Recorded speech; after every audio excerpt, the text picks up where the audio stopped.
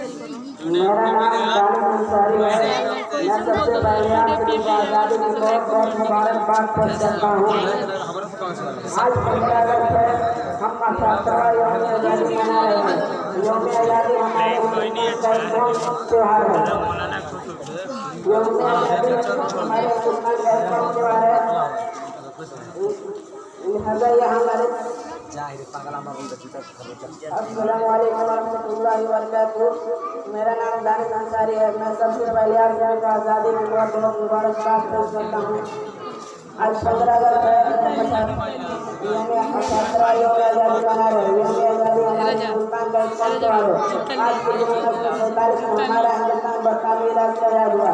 यौम आज़ादी हमारे बड़ों की कुर्बानियों की याद दिलाता है।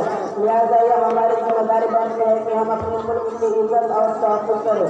हम हमेशा अपने मुल्क की इज्जत करें और खुशियाँ बांटें।